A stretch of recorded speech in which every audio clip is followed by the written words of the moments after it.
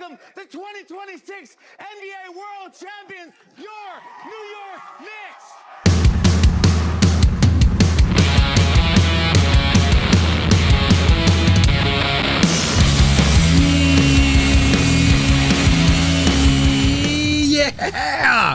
Yeah, NBA Straya, how are you going? Hey, are you good? You should be, I guess, especially if you're a Knicks fan, because it is Tuesday, June 16, and the Knicks are still NBA champions. That's right, this is NBA Straya. I'm your host, James Clements, here in Larry Armour Studios. The Knicks are champs. Today's show, I promised this the other day, right? I wanted to talk this out. I wanted to just basically, I hate the fact that we just go, oh, geez, what's happening in the draft offseason, free agency, Giannis? I don't care right now, right? The entire point behind the draft, behind free agents, behind trades, whatever, is to win the bloody title. So we're going to spend this episode talking about what that all means, right? What it actually means that the Knicks, the New York City Knickerbockers of New York City, won the bloody 2026 NBA title. It still seems crazy to bloody say it, but here we are. So we're going to talk about what it all actually means. We're going to do winners and losers. We'll talk about the Bulls getting a new coach, whatever. But basically, I just want to go through winners and losers, talk out this incredible run from the New York City Knickerbockers of New York City, what it means to the fans, what it means about team building, what it means about free agency, how do you construct a champion, what it means for the city of New York, right? All this sort of stuff. So that's kind of it. I just wanted to have like one episode where we just sort of get into it, talk about the celebrations, and give the Knicks like the credit that they deserve. You know that one of my absolute all-time most hated things is anytime anyone says, gotta give them credit, it's like, yeah, no shit. You don't have to point that out. But this Knicks team, the way they did it was remarkable, and we should actually talk it out a little bit. So, and at the very end, we'll go through some of the odds for next year and what that actually sort of means contextually as well. So that's what this is. We're going to talk about Jalen Brunson, where he sits in the all-time Knick pantheon. The Rick Brunson, Patrick Ewing weirdness. I'll talk about that in a second. But anyway, we'll go through basically all the main players, all this sort of fun stuff. It's going to be good. So strap in. Let's get into it. Episode 1418 of NBA Straya. Let's go.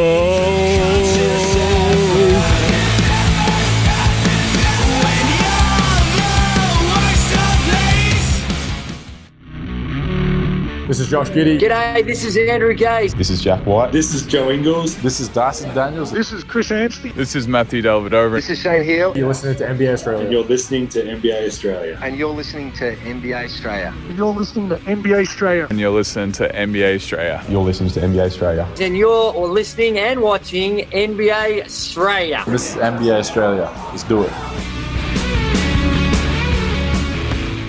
Watch out for the shark attack. We better watch out for the attack of extremely excitable New York Knicks fans. If you're rival fans, passers-by, or even beloved cartoon Muppet, Elmo. My all-time favourite thing about this Knicks celebration has been putting Elmo's head on a pike with the words traitor underneath. Now, you might be like, geez, Jim, what do you mean? Well, I mean that it's very simple. That Elmo, before the finals, going, Elmo hopes that both teams have a good time. No. You are very specifically from New York, Elmo. Don't both sides this. His head deserved to go on a spike. Anyway, so watch out for the Knicks fans attack. Right, let's start today's show with the daily. There is a little bit of news before we dive into this Knicks stuff. The Bulls have a new coach. That's right, the Bulls didn't have a coach up until now, which is pretty fun and pretty good and very ballsy. They hired Tiago Splitter. Now, you might remember Tiago Splitter as actually being a San Antonio Banderas Spur, but also as the Portland Trailblazers coach who was pretty good this year. He obviously didn't start the season as the coach of the Portland Trailblazers because that was Chauncey Billups, who was busted for gambling and arrested. Remember all that? That was pretty funny. But Tiago split up because the Portland Trailblazers decided to lowball them because they're being run by the world's cheapest dummy. I mean, I do love it. You don't get to be a billionaire by spending money. Then why do you own a sports team? I understand that his Carolina Hurricanes just nickel and dime their way to an NHL title. Again, by paying a coach very little because he's like a franchise legend. But Jesus, Blazers fans, I feel bad for you. But anyway, I think he did a pretty good job considering that he wasn't the dude heading into the season there in Portland. And I do love that we get a classic throwback Portland-Chicago kind of trade. Well, it's not a trade, but like the swap. Which is a throwback to one of my favorites, LaMarcus Aldridge, Tyrus Thomas. Remember that trade? Yeah, it didn't work out great for the Bulls in the long run, did it? But anyway, that's kind of fun. So I like Tiago split up. It'd be interesting to see how he goes. We obviously got our two Aussies there on the Bulls. In our man, the Weet-Bix kid, Josh Giddey, and Lockie Olbrick, the Brick. So how's it all work for them? I don't know. It's obviously a big moment in franchise history for them. When this draft hits next week, we have 1 week to go to the NBA draft, so it'd be a big moment for the Bulls, the franchise's future, because wow, did they screw up this franchise. But as the Knicks have just proven, there is always a way out and a way back to the glory land, right? Oh, Lord. So, yeah, speaking of the draft, there was like news came out today. AJ DeBanster's like worked out for the top 2 teams. Insofar as that's the Wizards and the Jazz. And Darren Peterson is only working out for the Wiz. It would be very funny if they didn't take him. I tell you. But anyway, we'll do another show later this week that'll be a bit draft focused, and then we'll do another one before the draft that'll be like, our usual breaking down where noted draft expert me, not an expert, goes, this is what you need, and this is who you should get. So this is, this is okay. We've finished an NBA Finals in 5 games. Means I've got more draft prep time, so that's good. Speaking of the Wizards, though, the last little bit of news today was got that Alexander Sarr from the Washington Wizards broke his foot. He's got a fracture in his right foot, so I had some surgery on that. Did the big Frenchman, former Perth Wildcat. Thing is, he'll be right for next year, apparently. Sort of like, if you're going to time it up pretty nicely, it's probably a good idea to break your foot now rather than later in the off-season. So, sure. But anyway. Right! That's enough of that. Jim, get to the bloody entire thing because we need to clap some hands and we need to pop some champagne, don't we? I brought the champagne! Yep, there you go. Give him a clap. Because go New York, go New York, go New York, go New York, go. The NY Knicks, the New York City Knickerbockers of New York City are the NBA champions. Right, so we covered the other day, we did the game wrap show, we did the sort of finals wrap, talked about how across the entire series, the Knicks win by a combined 12 points across the entire, 5 games. We also have the simple fact that the Spurs blew a double-digit lead in every single game. But this is why I wanted to zoom out and do this show as a bit of a standalone, right? Like, and just sort of talk about what it all means, do the winners and losers and all that sort of stuff. And you know how much I love having epochs defined by teams, right? NBA eras defined by specific teams that I'll always remember. And obviously, this is the parity era, right? So if you go all the way back to 2019, where the Raptors beat a bedraggled, busted-ass Warriors team, where they've lost Clay to a devastating injury, and then they lose KD as well, and it's all chaos, and Kawhi wins it, and Steph's like, pew, pew, pew, pew, and like nothing goes, and they win, right? Toronto goes absolutely crazy. Then we have the bubble title, which comes with a dirty big ol' asterisk because As much as LeBron James wants to compare it to going to jail, man, it's like doing a bid. Shut up, LeBron. You're in like a 5-star resort in Florida and playing basketball for a living. Oh, man, it's like doing a bid. Shut up. All you got to do is focus on basketball. You got like a bunch of months off in the lead up to it. All right, good. Lakers win. 2021, the Giannis Bucks run. Where you're like, wow, what's going to stop them? Turns out it was age and the salary cap and injuries very quickly. 2022, you've got the throwback Warriors win over the not quite ready for primetime Boston Celtics. 23, you have a wildly excellent Denver team that waxes a wildly rubbish Miami team that shouldn't have been there. 2024, we did it! The Celtics win the most aura-less NBA title in a long time. And remember, if you join the Dead Set Legends Club via buymeacoffee.com/NBA Australia, I go through the most aura teams of the last 27 years, right? Of the thousands, which teams who won the finals had the most aura? And now that the Knicks are here, I'm going to get to this, right? Because they're right up there. So 2025, you had the Thunder, but this, as good as the Thunder were and as unbeatable as they felt at times, it was still a 7-game series against a Pacers team that you look at and go, how did that go 7? It's Halliburton magic.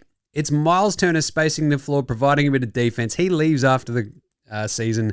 Halliburton tears his Achilles. It's a devastating injury. But it's still a lot of Andy Nemhard, Naismith, and Pascal Siakam and co, right? Crazy one. But OKC win it. And we're all looking at this going, God, geez, they're so young, OKC. Your mate Jim's like, they're going to win 70 games, guaranteed. Well, I was wrong. They were on pace for a really big part of this season until all the injuries hit. And then this year, replacing OKC as our 8th different champion in 8 straight years, the New York City Knickerbockers of New York City defeat the San Antonio Banderas Spurs 4-1. You've got the ascendant super duper star, the 22-year-old French 7'6" fucking alien phenom in Victor Wembanyama, aptly named Victim Wembanyama, which I do love. But the Knicks get there with this ragtag bunch of millionaires led by a bloke with a bowling ball for a head. A bloke going screaming, oh my God, who scored 2 points in the clinching game. But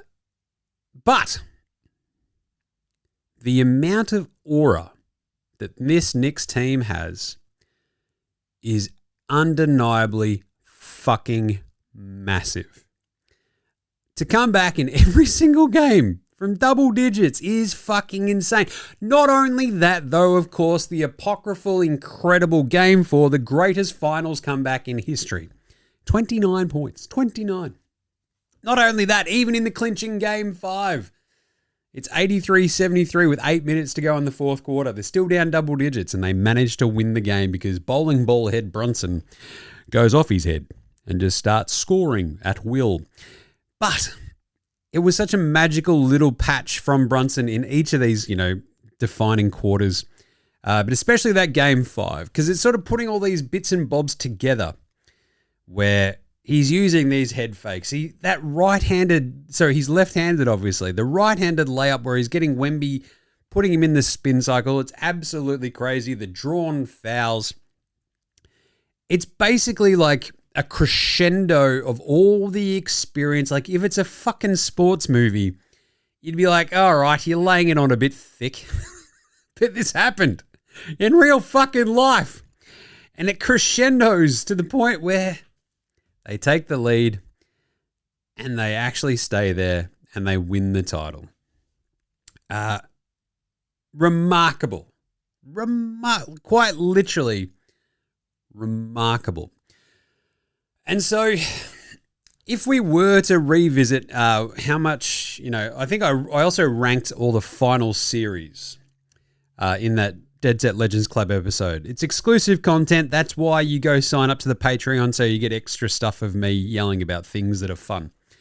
And the Aura teams. And I sort of think about, like, when I talk about the aura teams, I think about, right, if you just had, when you do the finals intros, and they show, like, the KG, Pierce, Ray Allen Celtics, you're like, hell yeah. And then, like, the LeBron, D-Wade, Bosch Heat, you're like, fucking yeah. Just stuff like that. You know, the throwbacks, they show, like, Magic and Kareem and Worthy. You're like, yeah, man, Larry Bird and Robert Parrish and Kevin McHale.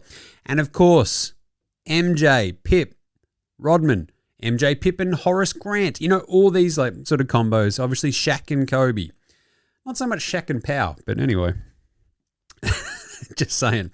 The Dirk, like, a picture of Dirk in front of, like, Jason Kidd and JJ Barea and Tyson Chandler and, Deshaun Stevenson, Sean Marion, all these, like, I love that 11 Mavs team. But anyway, go listen to the exclusive content one. You can just go to buymeacoffee.com/NBA Australia. I'll rank it all. But in terms of epoch-defining teams, I feel like each year we sort of go, oh, well, how are we going to remember this team? And I feel like one of the really cool things about this Knicks team is it's a conflagration of everything. You have the orange bastard there for game 3 that they fucking lose, which is hilarious. But they overcome that. You've got the bloke burning sage around MSG before game 4. They have the 29-point comeback. You've got the Brunson scoring. You've got the OG tip-in after the OG block. Like, all of these incredible moments that will stand the test of time, no doubt, because it's New York, right? Like, this is the same team that gave us, like, the Ewing finger roll, the Charles Smith game, the John Starks game, the Larry Johnson 4-point game, like, just on and on and on. But it's been tortured history a lot of the time. Now they've got the good history. Guess what? They're going to lay it on fucking thick. But they deserve it because they won the fucking title and it was awesome. So a lot of how we remember this team, like, it's very, like, as a standalone title, right? If they don't win next year, you're like, the 2026 Knicks will always remember the comebacks. The 16-3 run through the playoffs where they lose the 3 games by a total of 6 points, which is just insane. They were the team that beat Wemby, right? If Wemby goes on to win a bunch, who knows? The thing is, and I'll get to this in a minute about what this means for the league next year or whatever, but you do go and look at, like, next season and you're like, all right, well, what trips them up again next year? We've proven that, like, under the fucking fiery crucible of the playoffs and the finals, they can get shit done. Yes, they might lose Mitch Robinson to free agency. Maybe they lose ShamWow. But there'll probably be other players who pop up, but who knows? Like, Mo Diawara is awesome. Just FYI. But still, you've got this team that, you like, imagine if they go back-to-back, it'd just be like absolute chaos and they become the defining team of the 2020s. But yeah, you could have also said that about any team that's come before them in the 2020s that has failed to go back-to-back, because it's really fucking hard to win back-to-back titles, as we've seen. No one has done it since the 17-18 Warriors. So there's, like, if we talked about, like, the ranking of, like, the finals and, like, all that sort of stuff, but as an iconic finals team, as an iconic finals series, yes, this Knicks one is pretty fucking incredible. Absolutely incredible because of all the memories, all the comebacks, all the absolute insanity of the Knicks fans. It has been absolutely unreal. So, a couple of other things I wanted to hit on. Like, before we do winners and losers, one of the things that sort of stand out to me, what this means, is that team building can be done in a multitude of ways. You think about OKC, right? So, OKC last year, very simply, it's like SGA, J-Dub, Chet. They don't draft SGA. He's part of the Paul George trade, famously.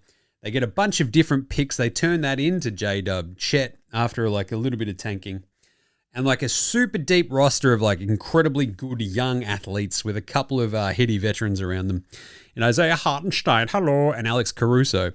Hartenstein, another former Knick. But yeah, that's one way of doing it. That's a super young team, right? 2024, that's built around basically a couple of Nets picks in Tatum and Brown, but going through the wars over the years, losing in the 22 finals and then sort of getting by them in 24 when they add the likes of Drew Holiday that they pick up on the sly, on the cheap, with the extreme zinger meal thrown in there as well, right?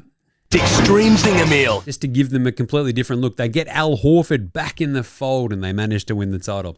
It's a very sort of well put together team, but it was blown up almost straight away because of the Tatum Achilles injury the next year and luxury tax. 23. You think about Denver and the way that was built. That's a second round pick and a first round pick in Joker and Yamal. And then Michael Porter Jr. sort of flying in over the top of that as like a really talented scorer who dropped down through the draft because of injury worries. Aaron Gordon they pick up in a trade again, cheap as chips. And then a couple of young, interesting pieces and some really good role players. But what this tells you is that there's no way to skin it. No one way to skin a cat, right? Team building is fucking difficult. And I love the simple idea that they went, right, we've got Jalen Brunson. We got him on the cheap because we tampered. Remember that? Where they got docked a second round pick because they tampered with Jalen Brunson because his dad was on the fucking Knicks. And he goes and signs a contract with them. And it's hilarious. Dallas, I'm going to get to you later. But the way that they built this team, the way that they win the title is they built around Jalen Brunson and his strength and not being afraid of his weaknesses, right? They built around his undeniable strengths, like his shot making, his scoring, the simple like gravity of his like, oh God, clutch scoring has just gotten bigger and bigger and bigger as the years have gone on. And you sort of think about the ways that, again, we've seen this happen before, the way that teams have built around Steph. That's worked out great. The way that teams have been built around James Harden, not as great. And you wonder why, right? And the big difference there with Brunson and Harden is that Brunson is clutch and Harden shits himself at the first sign of trouble. Chris Paul, early on in his career as well, you think about those Pelicans teams with Tyson Chandler and David West and co, Peja Stojakovic. Interesting way to build around CP3 as a small guard. Think about the way that teams are built around Russell Westbrook and his weaknesses, which are being Russell Westbrook. But also his strengths, Devin Booker, Dame Lillard, right? These sort of guard-first teams, the way that they've built out around them, haven't been as effective, essentially, like basically apart from Steph, who is like a one-of-one unicorn who completely changed the way we play the fucking game. The other ones have all fallen short. All right, CP3 made a finals with Phoenix. Dame made a Western Conference Finals. Rusty Westbrook, Western Conference Finals. He had KD with him as well, but ultimately it always sort of fell short. And the Warriors were on this, right? They built around Steph's, strengths, the shooting. They were also lucky enough to draft, the second greatest shooter of all time. Pretty handy. And one of the most unique defenders in the history of the fucking game in Draymond. But also adding like the likes of Andre Iguodala and they had Bogut and stuff like that, right? So building out a defensive identity around like an incredibly gifted offensive player is almost what we got with Brunson here as well, because they went, right, we've got Brunson. Now we've got that 6'5" dog in Josh Hart who can play fucking any position basically, rebounding maniac. We've got Mikal Bridges. Fuck them picks. We've got a rangy long defender who can hit a couple of shots when needed, can score when asked to, and when he's on, it's good. We're laughing. OG Anunoby, incredible move. Another giant big wing defender who can guard basically any position you want. Absolutely lethal defender. And then Karl Anthony Towns, right? Your former number one pick, fallen from grace, defensively actually able to, stand up a little bit to someone like Wemy. But you think about all the bigs that they played throughout their playoff run. And you're like, Atlanta, it's not much chop.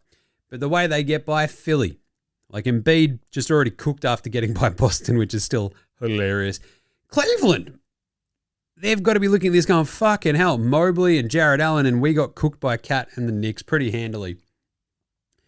But most importantly, like throwing Cat in there and sort of building out around him, it's like, now you got your small, now you've got a really talented big who can work both on offense and defense. You got him outside, inside, whatever you need him to do. And then Mike Brown this year goes, fuck, maybe we should get Cat more involved in the offense. What a genius decision. But that's it. Like the team building around this, and like obviously the bench players. Mitch Robinson is like the only rotation player who's drafted by the Knicks. It's Mitch Robinson, and that's it. You think about picking up Jose Alvarado last second at the trade deadline for a bag of chips. Landry Shamwow off the scrap heap. Jordan Jeremy Clarkson, scrap heap minimum signing. Even Sohan. Like, yeah, he talks some shit to Wemy, but look, it's about the way you've built a team around your best player's strengths and then making up for his weaknesses. And the way they did that was really, really smart. The OG trade, taking a fucking bit of a swing there, right? The Bridges trade, fuck them picks. 5 picks, who gives a shit? You've won the title, right? Josh Hart, they sent out Cam Reddish, Archidiokono, Mihailuk, and a first, a protected one to the Blazers, and they got Josh Hart. And then they do the Cat trade, right? The Cat trade is mammoth. That sends Dante DiVincenzo out as well, and it breaks your heart because the Nova Knicks were beloved already. But the Cat trade sort of puts them over the top, and they sort of spend, the next 2 years basically going, no, it's going to be fine. We're not going to trade Cat for Giannis. Everybody fucking cool your Jets, and now they're the fucking NBA champs. It's awesome. Awesome. So the way they've built out this team is very unique and very interesting. They shut out all the outside noise. So take a bow, Leon Rose and Worldwide Wes and, yeah, Jim Dolan. But anyway, the team building aspect of it was fascinating because, yeah, building around a small guard, putting giant wings around him and a really talented center. Here we are, NBA champs. And you think about it as well, you think about the way they did it, free agency, getting Brunson on the cheap thanks to some tampering, but also him doing a bit of a Tom Brady and with his extension taking a little bit less money so they can make some more moves around the margin. You can't overstate that, right? Because that does allow, like when you're in the second apron, suddenly you can't pull off big trades, you can't sign specific players, all these sorts of things. So him doing a bit of a Tom Brady, it's something that we've not really seen too many NBA superstars do, right? There's a reason Tom Brady has 7 rings.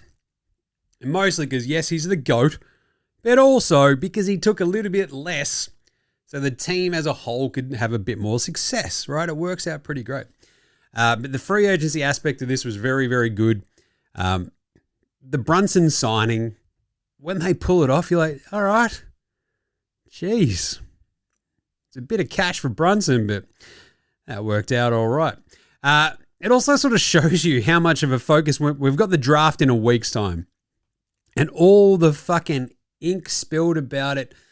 We don't really have ink that much, do we? There's not too many newspapers writing about the draft. How many words and hours are fucking spent talking and yammering on about it? How much does it really matter? Cat was a number 1 pick, but not for the Knicks. Brunson was a 2nd round pick. And it wasn't for the Knicks either, right? The only rotation player, as I said, that was actually drafted by the Knicks was Mitch Robinson. It's crazy. And then you think about, right, in terms of the draft, who else has been drafted by their team and led their team to a title on that same team? SGA, not drafted by OKC. Yes, Chet and J-Dub were, but SGA is the number 1 dude. Tatum and Brown, they were Nets draft picks, right? So that's the biggest win the Brooklyn Nets have had for a long time. But again, drafted, but it took so much, so long for them to build out around them properly that a couple of, fits and spurts when you talk about the Gordon Hayward, Kyrie Irving eras and stuff. And anyway, Jokic was a Taco Bell commercial 2nd round pick. Jamal Murray was a 1st round pick, actually in the lottery, wins the title, pretty handy. 2022 obviously got Steph and Clay. Homegrown talents, Andre. 2021, Giannis, homegrown talent. But again, he's the 15th pick, right? None of these guys are even top 5 picks. It's, apart from like Tatum and Brown, and again, not by the team that had that draft pick initially. 2020, LeBron, AD, both number 1 picks, but not both for the Lakers. 2019, again, they bring in Kawhi as a hired gun and they win the title. So, yeah, it's kind of interesting when we talk about the draft. We talk so much about it. We're trying to stop tanking. It's the best way to build a team. Is it? Right? For all the hullabaloo that we've copped about all of this, all the tanking that the Knicks did. Remember, RJ Barrett was going to be the savior. Cam Reddish, when he came over from even the Hawks in a trade. Like, it just never worked out.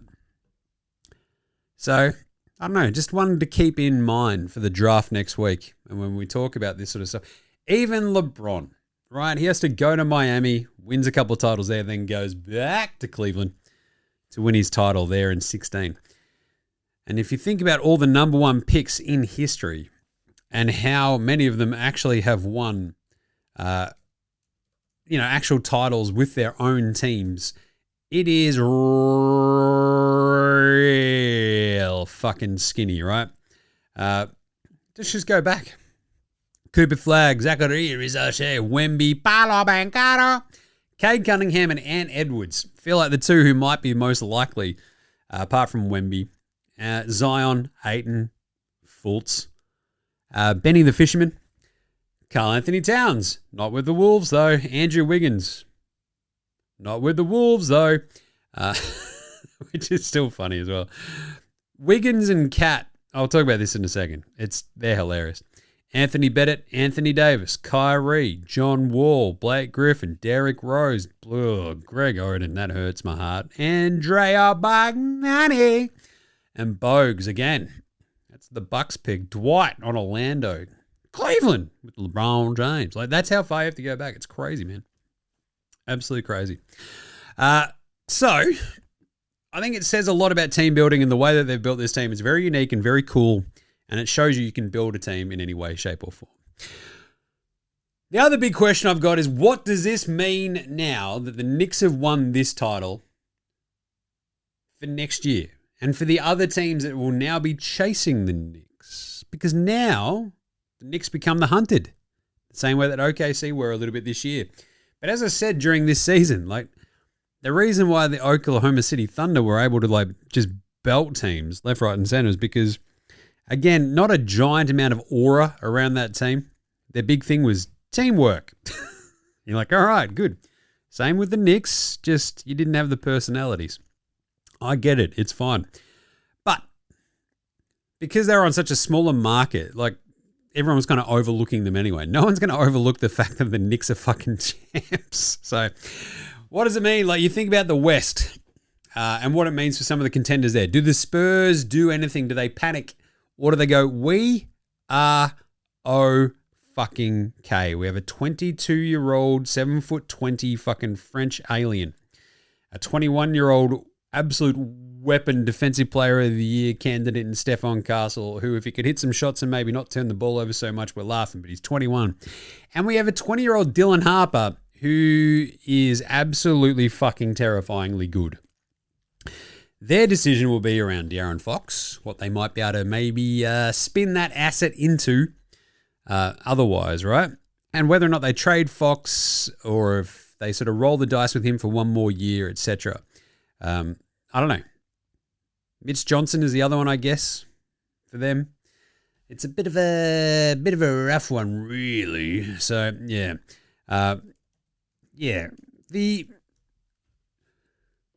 I am not as down on Mitch Johnson as other folks have been.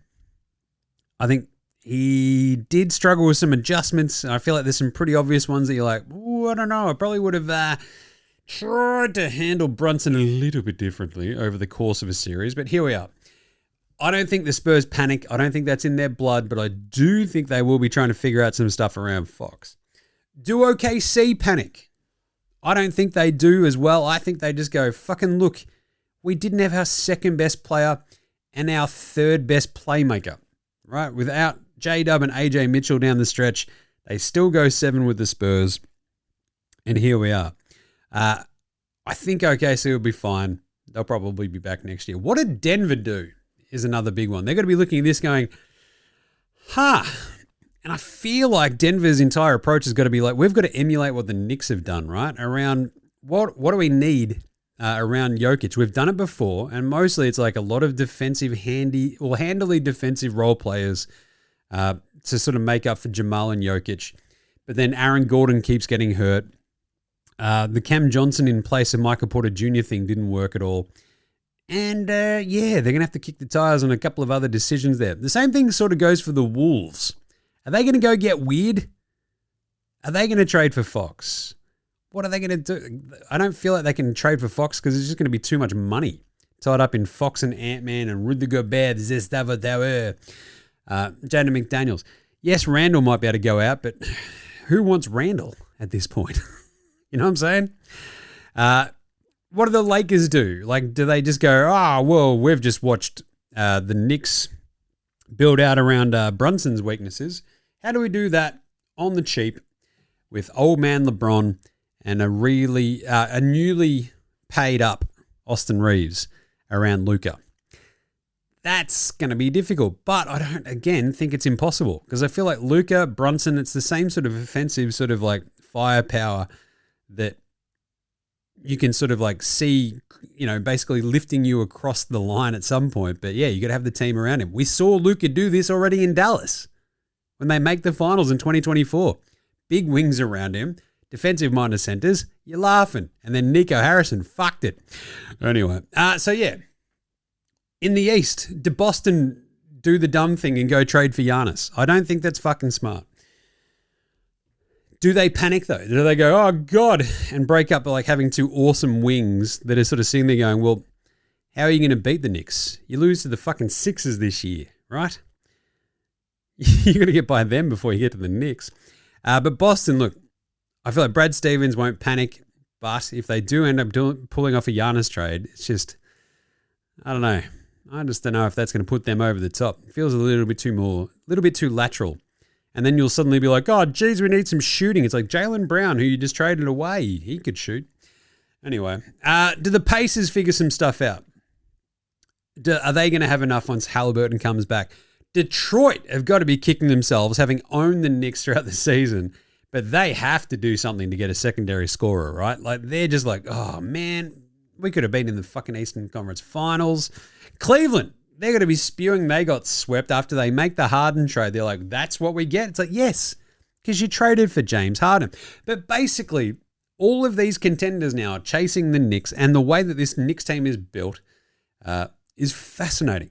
And we're going to find out a lot from the draft and free agency about how each of these teams is probably going to approach this offseason. And I am absolutely fascinated by it. And finally, historically, what does this all mean? It means a lot, right? The Knicks, one of the absolute marquee franchises in the NBA, has been such an absolute shit show for so long that it's a running joke, have now actually stamped their fucking name on the Larry O'Brien for the first time since it's been called the Larry O'Brien. That's unreal. 1973, 53 fucking years, man. So you've got like all these generations of Knicks fans. And obviously, I was over there for the Eastern Conference Finals. When the games were in Cleveland, I was in New York. The timing was all just a bit shit. What are you going to do? I blame Detroit for that again too. But anyway, this means so much to the city, and I think that's where we're going to start, winners and losers, aren't we? So let's do some. New York City win the 2026 NBA title. Winners and losers. Oh my God. I won!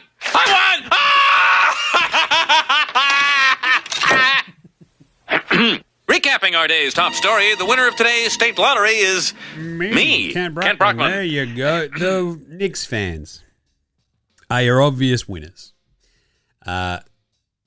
And it's not just, Spike and Shalamalame and Ben fucking I'm doing a documentary and Stiller. Larry David nearly having a heart attack on the Josh Hart miss, all that sort of stuff. The who was it? The SVU ones, that was fun. Taylor Swift and the Haim sisters, how stoked do you reckon they were by Game 5? Do you reckon they were watching?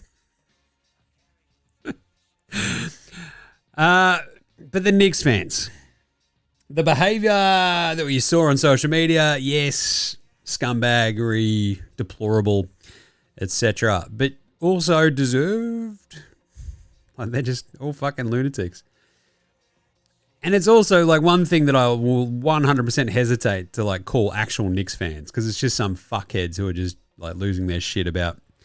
And like basically, you know, if it's the Knicks, if it's not the Knicks, it's something else, and they'd be doing dumb fucking shit anyway, right?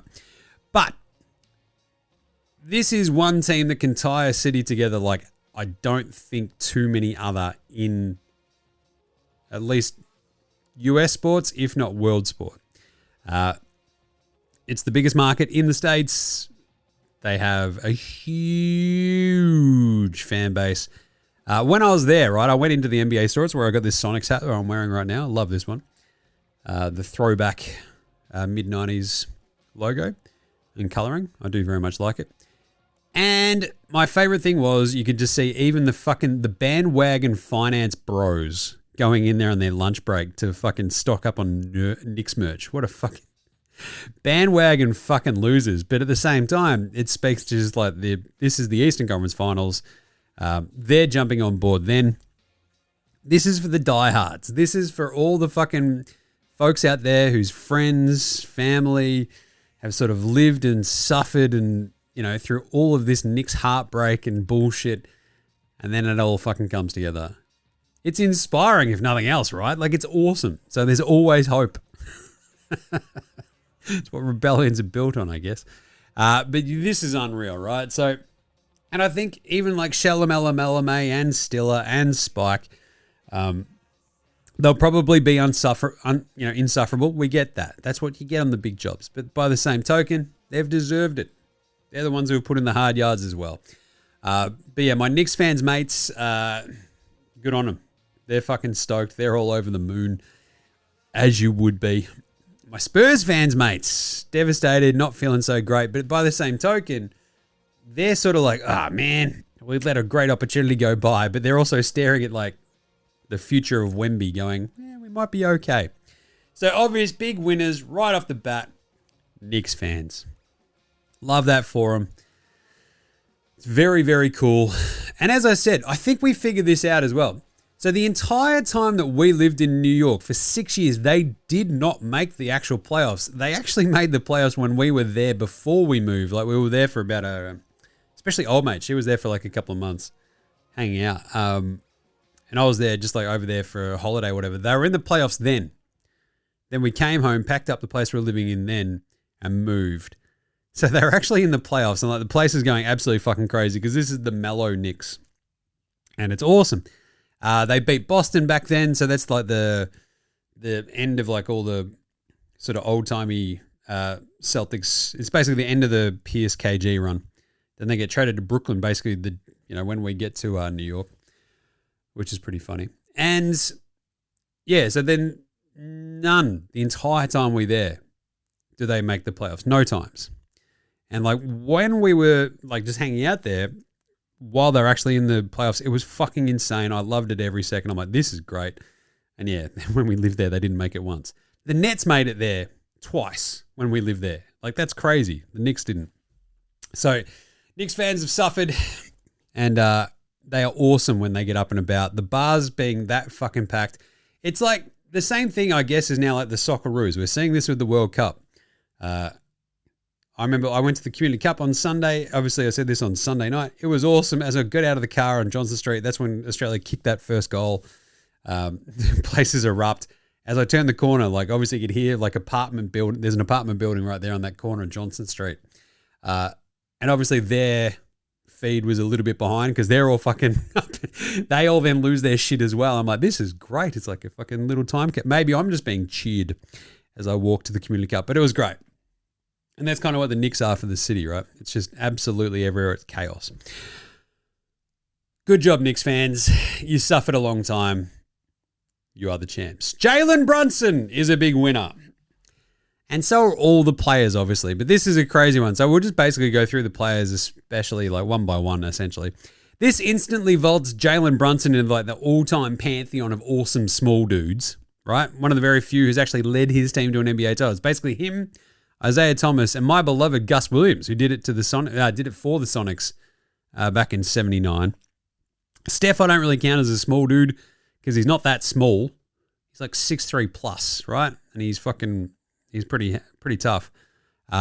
But it puts him up there and just basically, puts it all to bed about, you can't have a small guy leading you to a title. It's like you can if you build the right fucking team around him. And this was one of the he just had one of the great individual playoff finals runs of all time. Averaging basically, he averages like 30 points a game in the playoffs. It's fucking insane. The dude's incredible. He's also now got 51 playoff wins this decade, which I think is the most, which is pretty crazy. And like if you think, if you go back in like the small guys leading your title team, like I don't really count Tony Parker. I have sexual F because Tim Duncan was still the best player on that team, right? Despite fucking Parker winning, the 7 finals MVP and Kawhi winning the 14 finals MVP. Come on, it's Tim Duncan's team. But Brunson, is he the best Knick of all time? Is he? I think it's neck and neck, him and Clyde. Willis Reed's obviously amazing. Patrick Ewing, piss off, he didn't win anything, right? Not with the Knicks. And Patrick Ewing, iconic 90s player, I love him. But yeah, Rick Brunson coming out and saying, Patrick Ewing's not the best player. No, Patrick Ewing's still the best Knick of all time. Me thinks that might be ulterior motive. Number one, to motivate his son to win again next year.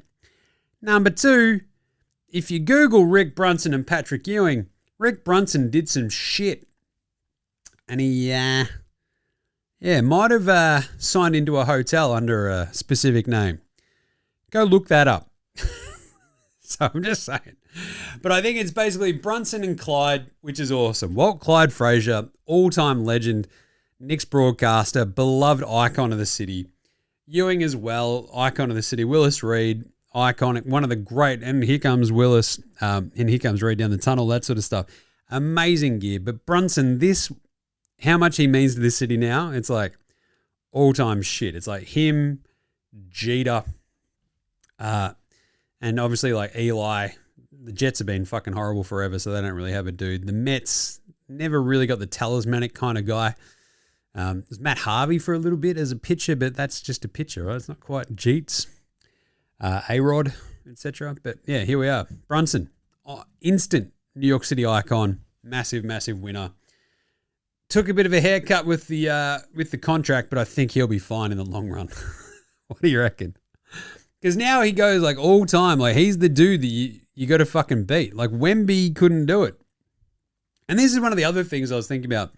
It is still hilarious to me that the David and Goliath story in Knicks versus Spurs was reversed somehow. Because you got the big dude, but he's on the small market team.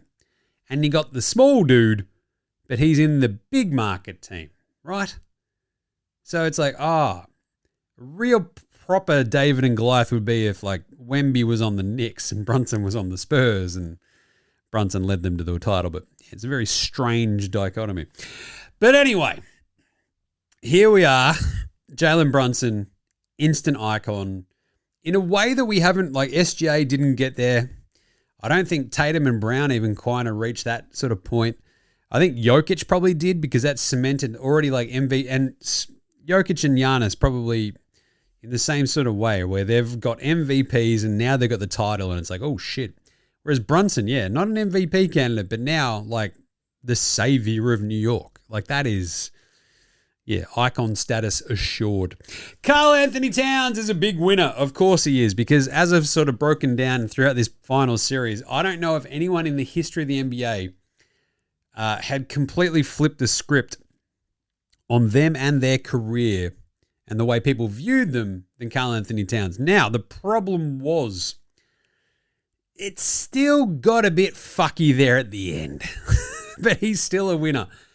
2 points, 5 turnovers, 1 of 7 shooting in Game 5, in foul trouble, fouls out at the end, only plays 23 minutes. They win anyway because Jalen Brunson has the most iconic guard closeout finals game since Michael Jordan in 1998.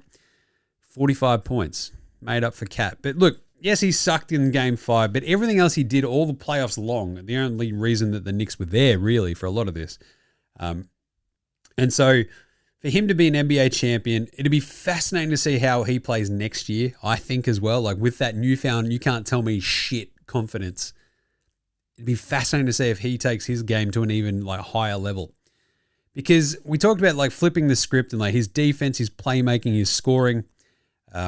He was going up against Wemby in this series. I get it. It's a bit tough. The dumb fouls reared their ugly heads a couple of times in this final series as well. So he doesn't completely wipe that away. But he still comes out a fucking clear-cut winner as a dude who was basically like, it's Karl Anthony Towns, number one pick. I mean, yeah, it's a big trade, but how big? Huge trade. He's a fucking champion. OG. I love the OG is a huge winner because he has two of the most iconic plays in Knicks history. Like, this is awesome. Like, the block and then the fucking tip in. All-time shit. OG goes down in Knicks folklore more than Cat will, more than Bridges will, more than Hart will. It's basically, he comes second, I reckon, behind Brunson in terms of, like, iconic Knick folklore out of this one. Massive winner. But it's good because I think everyone now appreciates how great his game is and how well-rounded it is. And, like, the defense, offense stuff, he's absolutely incredible, obviously. OG getting his just desserts. Mikal Bridges is a big winner because no one's ever going to bring up the picks again, basically, in a bad way. So, I don't know if he's worth 5 picks, mate. You won the fucking title. Shut up. Right. Talk about a winner as well, because he gets traded from Brooklyn. So he's on one fucking side of the Brooklyn Bridge. Now he's on the other one. And he's got to be stoked. Because not only does he team up with his Nova mates, he's now an NBA champion. It's also a guy who's completely sort of turned the resting sentiment of Knicks fans going, that's a lot of picks, to fuck it. Who cares? He helped us win the title. Like, that is a man. He'll go down as a Knick legend forever, as all of these guys will. But yeah, Mikal Bridges probably turned behind Cat. He probably turned around, like, the narrative around him as well, more than anybody else. So big win. Josh Hart. He's just like, he's the new John Starks, but good. Right? He's the guy who's like, they sort of love him, or maybe like a, not quite Anthony Mason level, like, beloved role player guy, but like, because he's probably, I don't know, Mace meant a lot in sort of the terms of the physicality, his attitude. Josh Hart is in that sort of same vein, right?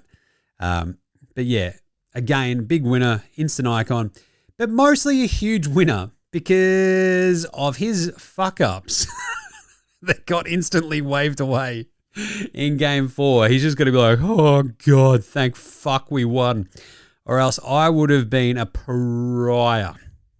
The missed layup, just all the missed fucking box out on Castle, and they still managed to win Game 4. Josh Hart, big winner. Mitch Robinson, second biggest offensive rebound in Knicks history. He's the one who secured the win in Game 5. That's pretty good.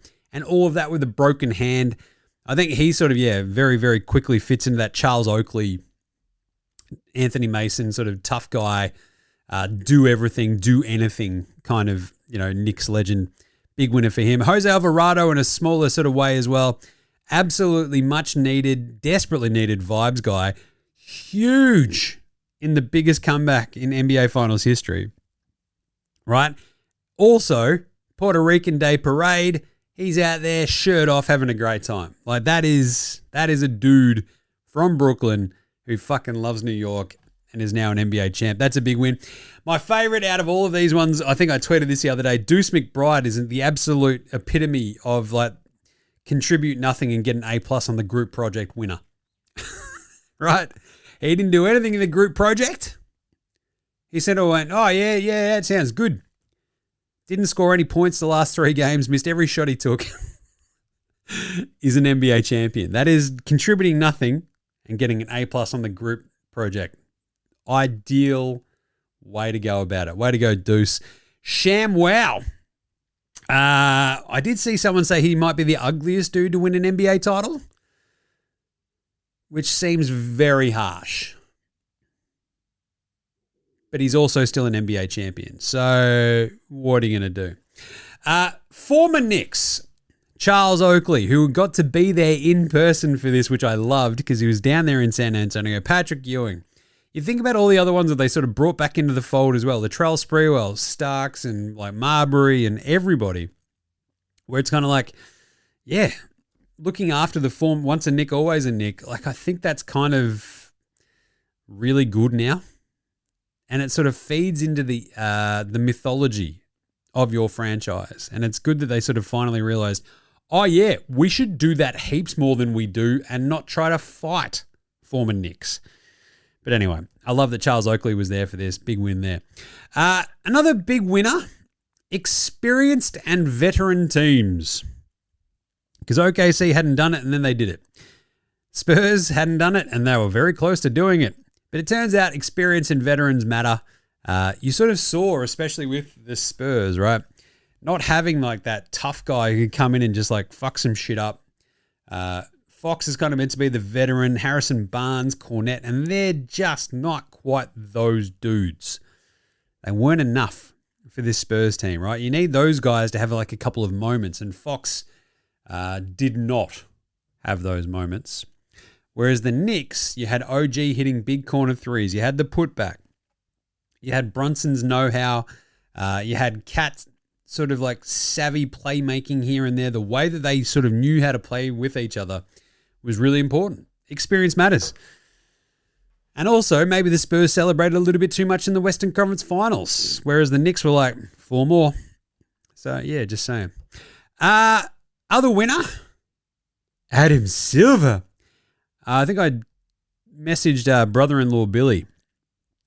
At the moment, Adam Silver's got to be like a cartoon character with dollar signs in his eyes. We made so much money from this finals run. Just think of the ratings. Okay, Adam. And Adam Silver got his Red Sox Chicago Cubs moment, right? It's like one of the few things that the NBA hadn't been able to pull off for a little while. Like if the fucking Thunder hadn't moved to OKC and they were still the Seattle Supersonics, do you know how much more the 2025 title would have meant? Not just to me, but just like to the entire infrastructure in the NBA. But they fucked it by being in the middle of bumfuck nowhere in Oklahoma. But anyway, the Knicks were like the sort of the Black Swan vibe, right? Of like, all right, what can happen here? Will it ever happen? Probably not. And it did. So Adam Silver gets to trade off this. He gets to trade off his parody. And like, as I sort of said, like you can't really put this in too many like Australian sports terms. Because even if you go, oh, it's like if St Kilda won their first flag in, 53 years, 60 years, I think over now for fucking, no, what did they win in? 66, I think, the Saints. Or like the Dogs, the Western Bulldogs in the AFL winning their first flag. Imagine if Melbourne had one AFL team, maybe two, and the other one was Geelong. It's not in Melbourne. It's down the road. It's like Brooklyn. Geelong wishes it was like Brooklyn. It's like way too much meth. But anyway, it's like if Sydney had only one fucking league team, or if Melbourne had one AFL team and they hadn't won for 50 fucking years, guess what? The AFL fans in Melbourne would be a bit fucking frothy. So yeah, it matters a bit. It matters a bit. And Mamdani, big winner. Love that. Love that, in the stash that he got into with the with Dolan and co, putting the actual Knicks game up on the link screens everywhere around the city was fucking awesome and very smart. So good on him. And also sort of feeding into that sort of New York fan frenzy and just sort of trying to having as many watch parties as they could and sort of embracing that was really, really smart too. And I guess, the rest of the Jordan Jeremy Clarkson, he's a winner as well. That's awesome. Just goes to the Knicks after years toiling away on like weird fucky teams and gets a title. That's very cool. Jeremy Sohan, that's a big win against your old team. Getting picked up by the Knicks, you're like, thank fuck, and then you beat them in the finals? Hell yeah. That's like the group chat's going to be fucked after that. But anyway. And then, of course, the final one and probably the worst one. Ugh. Dolan. I did like that we sort of saw his speech come out. He was like, maybe don't root for 10 weeks. We've all got to sacrifice. Like, all right, why don't you fucking go play your kazoo? But hey, he actually got a title. Mostly it's because of the other blokes, Leon Rose and Worldwide Wes, putting this all together very smartly and very adeptly. But it's also because they sort of didn't let Dolan fuck it up. But yeah, so it's like, the worst person you know won the NBA title, but good on him. Good on him. He tried his hardest to fuck it there as well, didn't he, with Game 3. Anyway, there's your winners. And I also sort of think, obviously the NBA as a whole is a big winner. Leon Rose, Worldwide Wes, big winners as well. But I think the Knicks winning the title is just to sort of win across the board because, like, this is the sort of shit where I've got non-basketball friends of mine going, Jim, the Knicks are winning the title. It's like, yeah, they're up. What happens? I'm like, well, if they win the next game, it's going to be, they've won it. It's like, wow, that hasn't happened in ages, has it? I'm like, no, it hasn't. So this cuts through when the Knicks win. When OKC do it, no one fucking cares. If it had been Seattle, would have cut through a little bit more maybe. But yeah, when the Knicks do it, it's pretty big news. It's like Boston, LA, when you think about the 08 and 010 finals. That was the same sort of vibe as well. And then LeBron goes to Miami. It's a massive hullabaloo. Those finals were huge. You've got Steph versus LeBron. Those finals were massive. And then in the parity era, we've sort of done these ones, right? The fucking roller coaster of who actually gives a bit of a shit. Those Miami teams who are a bit fucking whatever. Like Jokic and Giannis not sort of like getting the giant recognition that they deserve. Boston being Dallas, like, yeah, you know. But this is big. So I think we're all winners out of that. But the final big winner has got to be Mike Brown. Come on. To get fired by the Kings and then just turn around and go and win a bloody title with the Knicks half a year later is absurd. Right? Gets fired by the Kings midway through that 24-25 season. Lands with the Knicks. Now, I think I went into this Mike Brown season saying, I don't know, how often do you get a guy on his fifth team, I want to say, because remember he was on Cleveland during the LeBron early years, and then gets fired. LeBron is pissed off anyway. At that point, ends up on the Lakers. A couple of years, goes badly. Literally 1 and a bit year. That's like it all goes completely fucking squirrely and sideways on him. He's fired 5 games into that second season. Goes back to Cleveland, and then goes to Sacramento a bunch of years later after being on all those Warriors teams. And yeah, wins a title in his first year as Knicks coach. That is absolutely massive. But the jump from the Spurs, from the Kings, rather, to winning the fucking title is going to be one of the biggest jumps you could possibly ever do in NBA history. From one seemingly moribund franchise to the other, but the Kings being further away than just about anybody from a title, whereas the Knicks kind of needed his vibes and that change. He came in. I wasn't really impressed because, again, I'm saying, at what point do you go, I don't know, when you've gone and coached 4 different times already? Cleveland, LA, Cleveland, Sacramento, on your 5th fucking head coaching gig. How often does that work? The answer is usually fucking never. He did it. He did it. He did the bloody thing. He won Coach of the Year twice as well. Don't forget. I do love that he won it with the Kings once as well. But still, amazing work by Mike Brown. Mike Brown, you legend. All right, how about some quick losers? Because I don't want to shit on them too much. We're not losers. No, you two are winners. Big winners. When I grow up, I want to marry a big winner like you guys. Shut up. Losers. Loser. Losers. Wemby. Victim Wembanyama. I think he's been roasted and roasted and roasted this series.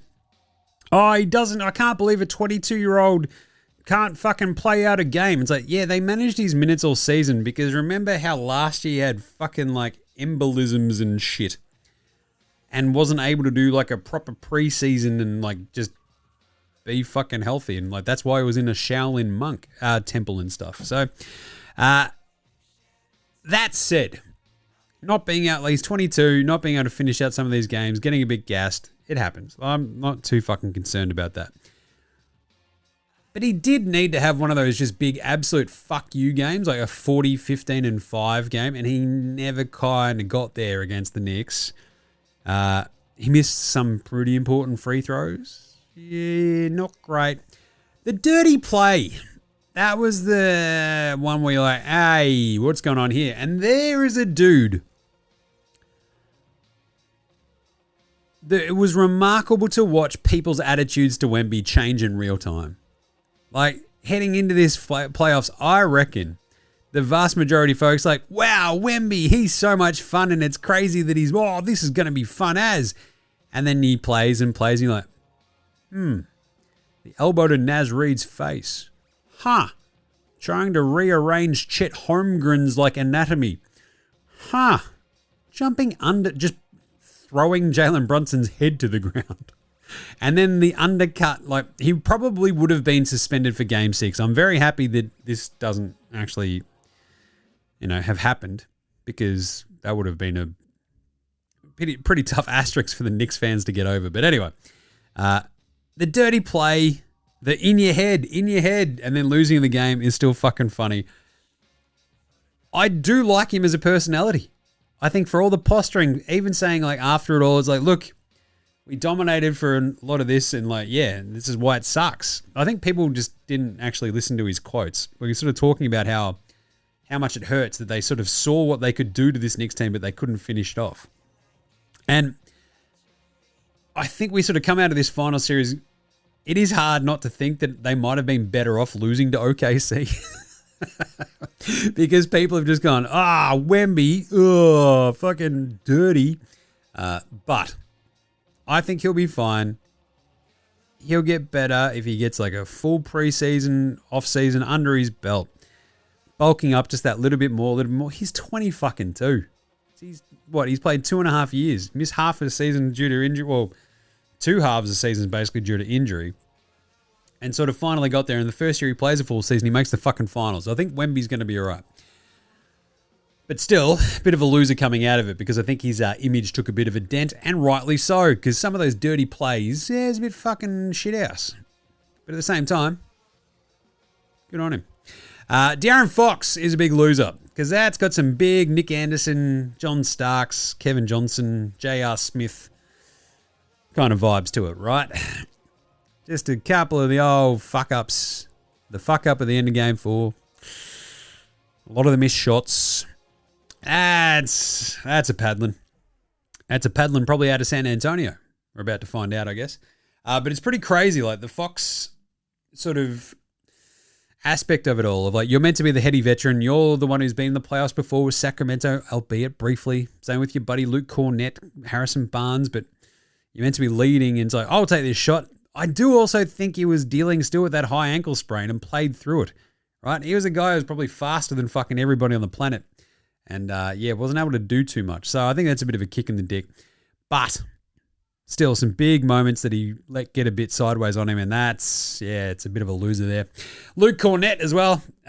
With the power of 1,000 nuns, he lost to finals. The fact that they got, like, Luke Cornett's not that bad. But the fact that they got their ass kicked every time he was in the game. It sucks when you're just like, your biggest deficiency is that you're not Victor Wembanyama. That's a hard one. But also the Magic City thing just makes him a lot harder to hate. And also, I guess, like other losers, Dylan Harper sort of like having a bitch and moan about his playing time is pretty funny. But at the same time, I can't really ding him for that because he's the number 2 pick. He's 20 and he's fucking awesome. I also would be going, can I play more? I was the number 2 pick in the draft. I'm coming off the bench. Fox can't hit a shot. This is fucked. And Stephon Castle, like, again, going into the finals, I think we were pretty fucking bang on about Stephon Castle. It was a lot of turnovers. It really was. It was, especially in Game 5, 1 of 10, all-time spud of the night kind of vibes. It was, pretty brutal. But he was so fucking good the rest of the time that it's hard to really fuck him up. But his 5 games, he had 3 turnovers, 2 turnovers, 4 turnovers, 2 turnovers. And, it came after his 11 and 9 turnover games at the start of the OKC series. Mitch Johnson, I don't know, like young coach, I can't again ding him too much. I do think there was some things out there that he could have approached differently. It probably plants a few seeds of doubt in your head if he's your coach. But he also got you to the finals in his first actual proper year. So, yeah. The overreaction shit of like, Jalen Brunson's a top 5 player in the NBA right now. It's like, all right, sure. We've got to get rid of Mitch Johnson. Fucking settle down. I'm just saying. But anyway, other losers, Dante DiVincenzo. That would suck. Not only does Dante tear his fucking Achilles, he watches all of his mates win the fucking title on the team that he was on 2 years ago. That's got to be fucking brutal for the big Ragu. Julius Randle, same sort of thing. He's like, oh, man, we were right. Fucking. At the same time, it's probably Julius Randle's like, but did you see how many points I scored this year? I'm awesome. I'm Julius Randle. Tom Thibodeau, loser. That's just ice. My favorite part of like the kick Tom Thibodeau while he's down kind of vibes.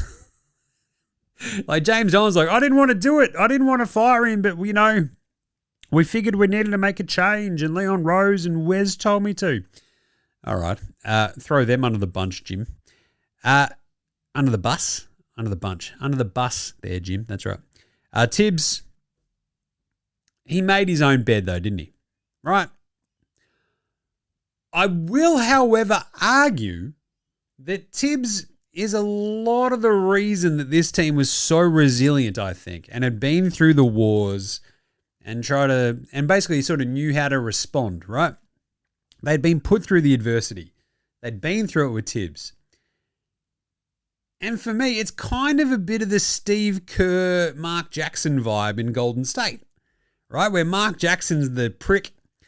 He's sort of trying to instill a defensive nous in them, and then he fucks off because they're like, all right, that's enough churchy fucking Magoo. And also, you're a weirdo. And then same thing, and then they bring in Steve Kerr, and he's like, hey, man, we're all fucking friends here. Let's just try some shit. Mike Brown, same kind of vibe. Beloved players, coach. He's a big winner as well, right? I'll get back to that in a second. But anyway, Tibbs, they go to Mike Brown. It changes the vibes. He tries some different shit that Tibbs never would have. Playmaking through Cap more, playing Shamet, playing some of his younger guys when they just sort of need a little bit of confidence. And these other guys need a bit of a break. They don't get completely run into the ground.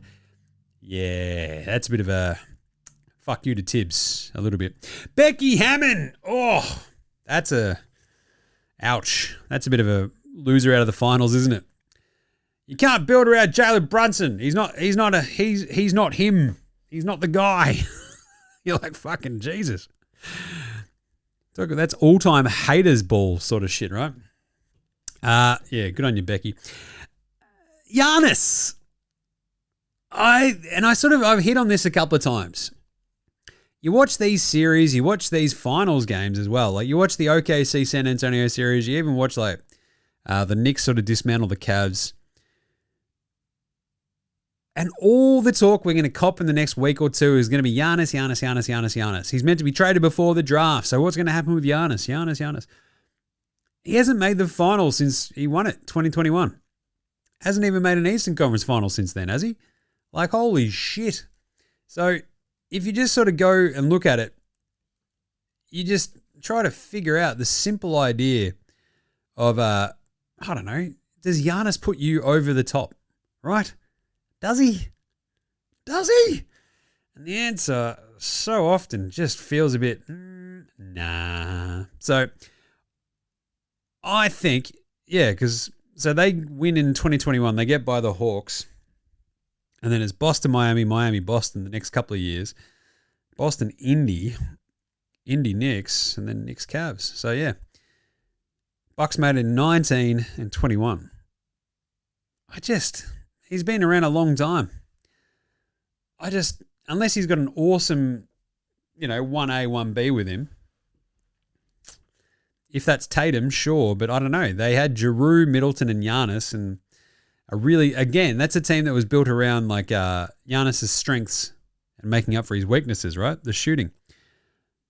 I just don't know if that's going to put you over the top in 2027. Anyway, my final loser is Nico Harrison. Who has to, at this point, go down as one of the fucking single stupidest worst GMs in NBA history. Yes, 2024 finals. But almost despite himself, because he's the one who let Brunson walk like a giant fucking dummy. 4 years, 55 mil. That's all he needed to do for Brunson. Went, nah. Boom, gets fucked. What an idiot. And then the Luka trade. So Nico Harrison, like, he's got to go down as like a top 3 all-time big fucking idiot dummy in the GM stakes, which is pretty incredible when you've still got like the likes of David Kahn, Billy King, Isaiah Thomas, Joe Dumas, all the legends. Ted Stepien. Yeah, Nico, what are you doing? But yeah, so there you go. There's all your losers. And I think, yeah, look, I think if you look at the Eastern Conference as well, like you can sort of dig into some of the other, like Cleveland are going to be a bit of a loser because they just were not up to snuff. They make an Eastern Conference Finals and they're probably looking at this going, fucking jeez, what do we do now? Boston probably loses because if they do a Giannis trade, I don't think it's great. I don't know. Anyway, so yeah, now that they're the hunted, good luck to everybody, I guess. But there you go. How was that?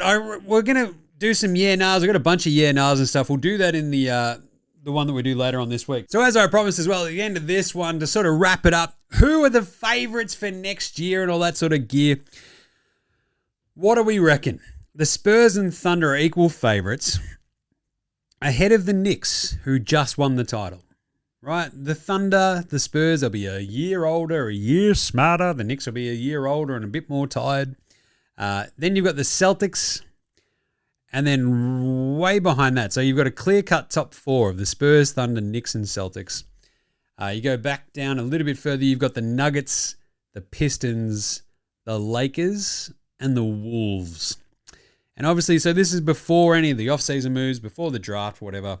I think we'll probably see a big bunch of movement as well. So it's a bit weird and sort of tricky to look at this, but I think first blush look for next year, it's hard not to think if OKC's healthy, I wouldn't be surprised if they're right there. Let's go OKC Knicks for next year's.